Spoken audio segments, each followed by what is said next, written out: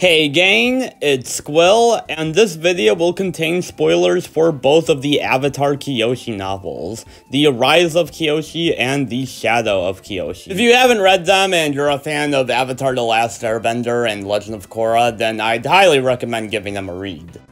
Like many animation enthusiasts, Avatar The Last Airbender is one of my favorite shows of all time. From its characters, to its world building, to its storytelling, pretty much everything about this show is excellent, and everyone knows it. But because everyone on the internet has sung the show's praises, there's not really much new I have to say about it. Legend of Korra is a bit of a different story, seeing as that show is a lot more divisive than the original. But seeing as there are already tons of videos both criticizing and defending Legend of Korra, I don't think I have much new to bring to that table either. And it's a shame, since Avatar is a series I've always wanted to discuss on this channel. I just didn't have the right avenue to do so. That is, until I read the Avatar Kyoshi novels, and discovered what is quite possibly one of my favorite stories set in the Avatar universe. That being the story of the false Avatar, Yun. I find Yun's story to have some very interesting things to say about what it's like being the Avatar, so I'd like to spend some time discussing what his story really means.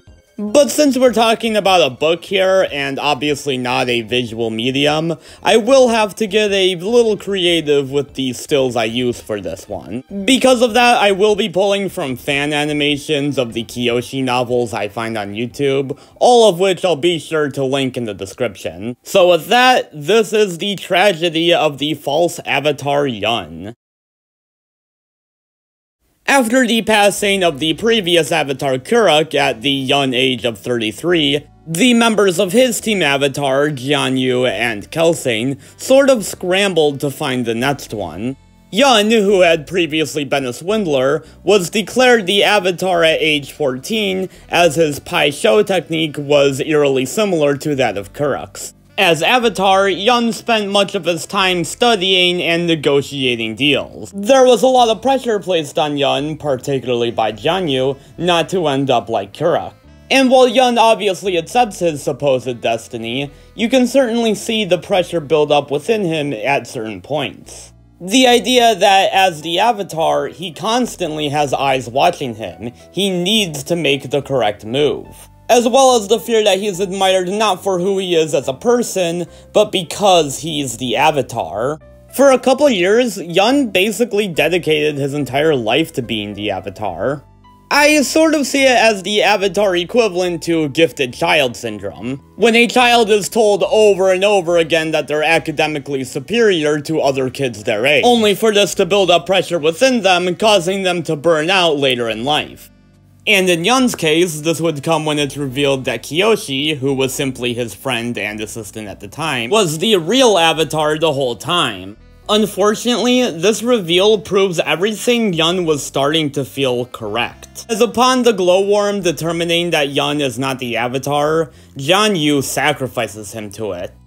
And now, stuck in the spirit world, Yun is forced to grapple with the fact that the man who he thought was his father figure never truly loved him, and that everything he was told in the past couple years was a lie. In this moment, Yun's entire identity and purpose in life was essentially thrown out the window. And by the time he comes back to the mortal realm, the world has embraced Kyoshi as the Avatar, and has distanced itself from Yun as a mistake. He became resentful of the world, planning on murdering anyone who he thinks lied to him about being the Avatar. And while Yun's plan obviously goes way too far, his anger here is certainly justified. Because despite being labeled as the Avatar for 2 years, Yun is never actually remembered as such.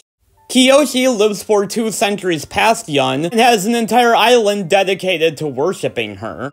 Heck, even the people who hate Kyoshi's guts at least remember her. Yun, on the other hand, has no legacy to speak of, despite making some pretty big achievements in his short time as the Avatar, as well as possibly being the first non-Avatar human to merge with a spirit as he consumes the eye of the glowworm. And all this gets me thinking, is the existence of an Avatar at all kind of a bad thing? Is it wrong for a world to put so much stake on what is, at the end of the day, still just a person? A kid, no less. Because nobody chooses to be the Avatar. It's just a load of responsibility dumped on whoever the world deems deserves it. And this isn't to say that Yun was a good person or that his actions were justified. Nothing justifies the harm of innocent people. But I am saying that the only reason why Yun ended up the way he did was because of the pressure that came with being the Avatar. Yun was a smart and friendly kid. If he were allowed to just live a normal childhood without the burden of false avatarhood, he could have had a good life. Yun's story shows us that there is a cost to being the Avatar, one that not all of them may be prepared for. Please let me know your thoughts on Yun's story and the Kyoshi books as a whole in the comments. This was a bit of an experimental video, as I don't believe I've ever talked about a book on this channel before, but mayhaps I'll do some more of these in the future. Have a good one, and Squill out.